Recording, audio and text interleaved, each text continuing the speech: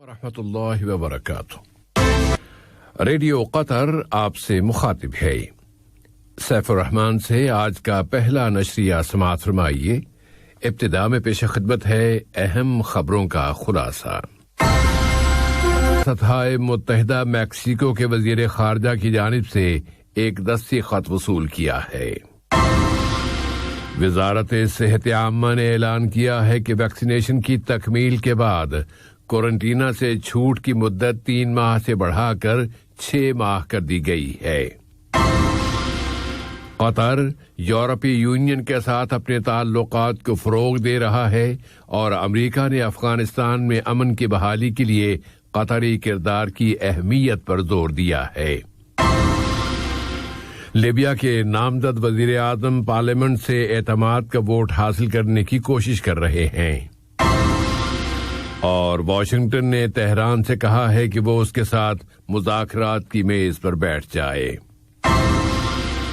سامعین، یہ تھا اہم خبروں کا خلاصہ، اور اب پیش خدمت ہے ریڈیو قطر سے آج کا پہلا مفصل نشریہ۔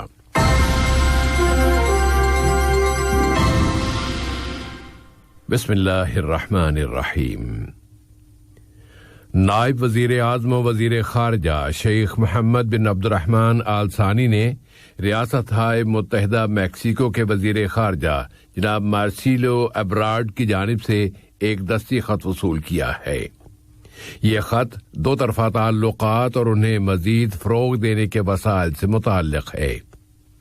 وزیر مملکت برائے امور خارجہ جناب سلطان بن سعد المریخی نے ملک میں میکسیکو کی سفیر محترمہ گریسیلا گومز گارسیا سے یہ خط وصول کیا۔ اقوام متحدہ نے دہشت گردی کی روک تھام، ثالثی اور تنازع کے تصفیے کے لیے وزیر خارجہ کے خصوصی ایلچی ڈاکٹر مطلق بن ماجد القحطانی کو سن 2020 کے سب سے بہترین مذاکرات کار کا ایوارڈ دیا ہے۔ انہیں یہ ایوارڈ اس علاقے اور دنیا میں تنازع کے تصفیے اور امن کی بحالی کے لیے کی جانے والی ان کی کوششوں کے اعتراف پر دیا گیا ہے۔ ڈاکٹر مطلق بن ماجد القحطانی نے اس موقع پر اپنی تقریر میں اس اہم واقعے کے انتظامات کرنے والے شعبے کا شکریہ ادا کیا ہے اور کہا ہے کہ یہ ثالثی اور تنازع کے خاتمے کے شعبے میں قطر کی کامیابیوں میں ایک اور کامیابی کا اضافہ ہے۔ قطر نے اعلان کیا ہے کہ وہ پائیدار ترقی، انصاف اور امن کے حصول میں سپورٹس کے کردار سے متعلق آگہی اور اویئرنیس کی ایک عالمی مہم شروع کرنے والا ہے۔ اس نے کہا ہے کہ اعلان دوحہ کو نافذ کرنے کے عالمی پروگرام نے جرائم کی روک تھام، کرمنل جسٹس کی جامع اسٹریٹجیز میں سپورٹس کو شامل کرنے سے یہ مقصد حاصل کیا ہے اور جرائم کو ختم کرنے کے ایک فعال ہتھیار کے طور پر سپورٹس کو استعمال کرنے کے لیے ملکوں کی صلاحیتوں میں اضافہ کیا ہے۔ پھر سپورٹس کی اہمیت کے بارے میں سوسائٹی اور معاشرے کی آگہی اور اویئرنیس کو بڑھایا ہے۔ اقوام متحدہ اور عالمی تنظیموں کے جنیوا آفس میں قطر کے مستقل مندوب سفیر سلطان بن سالمین المنصوری نے یہ بات جاپان میں جرائم کی روک تھام اور جرائم سے متعلق انصاف کے بارے میں اقوام متحدہ کی 14ویں کانفرنس کی سائیڈ لائن میں کہی ہے۔ انہوں نے مزید کہا ہے کہ سن 2022 کے فٹ بال ورلڈ کپ کی چیمپئن شپ کو اس کی میزبانی کے موقع پر اسے استعمال کرتے ہوئے اویئرنیس اور آگہی کی ایک عالمی مہم شروع کی جائے گی، اور اس میں بتایا جائے گا کہ سپورٹس پائیدار ترقی کے حصول میں ایک معاون کا کردار ادا کرتی ہیں اور سپورٹس انصاف اور امن کے حصول میں حصہ لیتی ہیں۔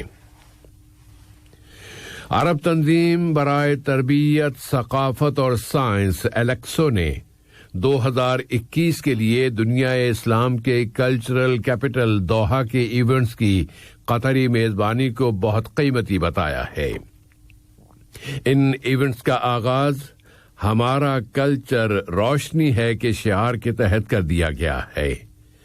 عرب تنظیم الیکسو کے ڈائریکٹر جنرل ڈاکٹر محمد ولد عامر نے اپنی ایک تقریر میں ان خیالات کا اظہار کیا ہے اور انہوں نے قطر کے کلچرل اور ثقافتی منظرنامے کو بہت ایکٹیو اور زندہ و بیدار قرار دیا ہے۔ انہوں نے کہا ہے کہ یہ میزبانی قطر کی ان کوششوں کی طرف ایک اشارہ ہے جو وہ علم و معرفت کو عام کرنے، ثقافت و کلچر کی خدمت کرنے اور اسے مقامی اور بین الاقوامی سطحوں پر پھیلانے کے لیے کر رہا ہے، اور یہ کوششیں ان ایونٹس کی میزبانی کی ضرور اپنی چھاپ چھوڑیں گی۔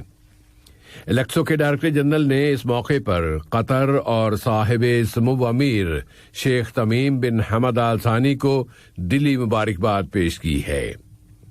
تو اسلامی دنیا کے کلچرل کیپٹل کے طور پر دوحہ کا انتخاب قطر کے تہذیبی کرداروں کا ایک نتیجہ ہے، اور یہ اس اعلیٰ ثقافت اور کلچر کا ایک پیغام اور میسج ہے جس کا وہ امین ہے۔ اب آئیے ملک میں کورونا وائرس کی تازہ صورتحال سے متعلق وزارت صحت کی طرف سے پیش کردہ معلومات کی طرف آتے ہیں۔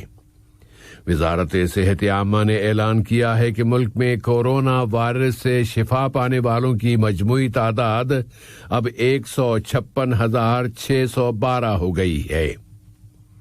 اس کے اعلان کردہ اعداد و شمار کے مطابق یہاں اس وائرس کے مصدقہ کیسز میں مزید 471 کیسز کا اضافہ ہو گیا ہے اور ایک بیمار چل بسا ہے۔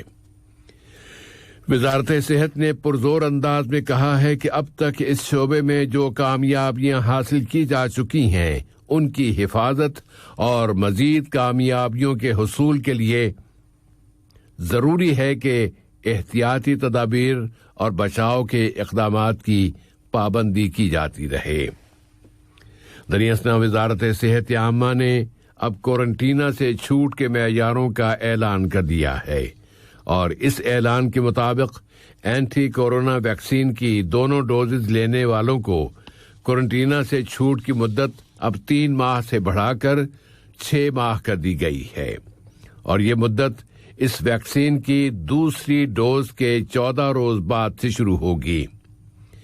اسی طرح یہ اعلان بھی کر دیا گیا ہے کہ ویکسین کی دوسری ڈوز لے لینے والے افراد اس ڈوز کے لے لینے کے بعد کسی بھی وقت سفر پر جا سکتے ہیں۔ مشرق وسطی میں امن کے عمل میں یورپی یونین کی خصوصی ایلچی محترمہ سوزانا ٹیرسٹل سے بیلجیم کے لیے قطر کے سفیر اور یورپی یونین اور معاہدہ شمالی اوقیانوس نیٹو دونوں میں قطری مشنوں کے سربراہ جناب عبد الرحمن بن محمد الخلیفی نے ملاقات کی ہے۔ اس ملاقات میں قطر اور یورپی یونین کے درمیان تعلقات کا جائزہ لیا گیا ہے۔ افغان امن مسئلے میں قطر کے بنیادی کردار کی تاکید میں افغانستان کے لیے اقوام متحدہ کی ایلچی ڈیبورا لائونز دوحہ پہنچ گئی ہیں۔ وہ یہاں افغان فریقوں اور بین الاقوامی پارٹنرز کے ساتھ امن کے عمل پر بات چیت کر رہی ہیں۔ ان کا یہ دورہ ایسے وقت میں کیا جا رہا ہے جبکہ واشنگٹن دوحہ کی میزبانی میں افغان امن مذاکرات کو متحرک کرنا چاہتا ہے، اور ان میں عبوری حکومت کی تشکیل سے متعلقہ تجاویز بھی شامل ہیں۔ لیبیا کے شہر سرت میں پارلیمنٹ کا اجلاس شروع ہو گیا ہے، اور اس میں متحدہ قومی حکومت کے پروگرام کی تفصیلات سنی جا رہی ہیں۔ پھر اس حکومت کو اعتماد کا ووٹ دینے کے لیے رائے شماری کرائی جائے گی، اور توقع ہے کہ آج یہ رائے شماری ہوگی۔ اس سے قبل وہاں کے نامزد وزیر اعظم عبدالحمید الدبیبہ نے پارلیمنٹ کے ممبران سے اپیل کی تھی کہ وہ ان کی مجلس یعنی پارلیمنٹ کو متحد کرنے اور حکومت کو اپنا کام شروع کرنے کے اس موقع کو ضائع نہ کریں۔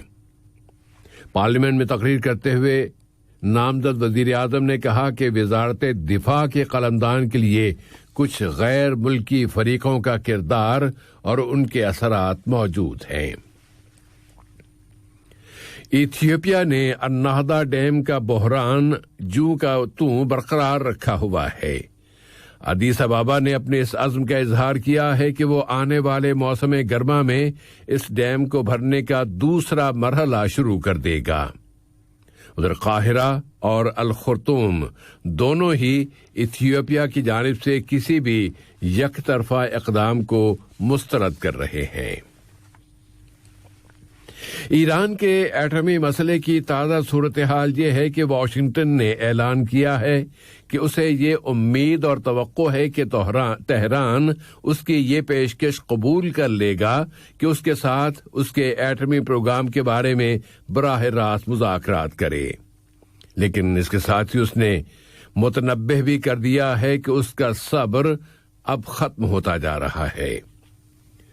ادھر جوہری ایندھن کی بین الاقوامی ایجنسی نے اعلان کیا ہے کہ ایران نے یورینیم کی افزودگی کی رفتار تیز کر دی ہے اور یہ اس کی جانب سے ایٹمی سمجھوتے کی نئی خلاف ورزی ہے۔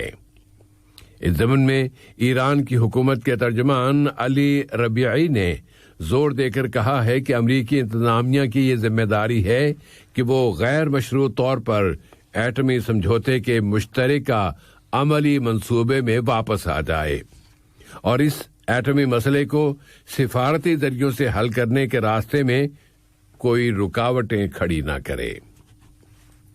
دوسری جانب امریکہ کی وزارت خارجہ نے ایرانی پاسداران انقلاب کے تابع 2 محققین کو بلیک لسٹ میں شامل کر دیا ہے اور ان پر الزام لگا دیا ہے کہ وہ دونوں تشدد کا نشانہ بنانے اور حقوق انسانی کی خلاف ورزیوں کا ارتکاب کر چکے ہیں۔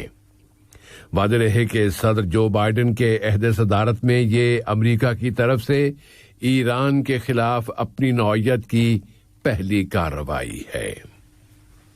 آج کا یہ نشریہ ختم ہونے سے قبل اہم خبروں کا خلاصہ ایک مرتبہ پھر سماعت فرما لیجیے۔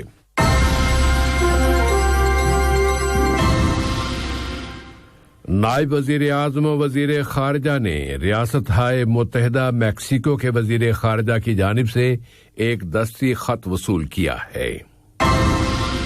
وزارت صحت عامہ نے اعلان کیا ہے کہ ویکسینیشن کی تکمیل کے بعد کوارنٹینا سے چھوٹ کی مدت 3 ماہ سے بڑھا کر 6 ماہ کر دی گئی ہے۔ قطر یورپی یونین کے ساتھ اپنے تعلقات کو مزید فروغ دے رہا ہے اور امریکہ نے افغانستان میں امن کی بحالی کے لیے قطر کے کردار کی اہمیت پر زور دیا ہے۔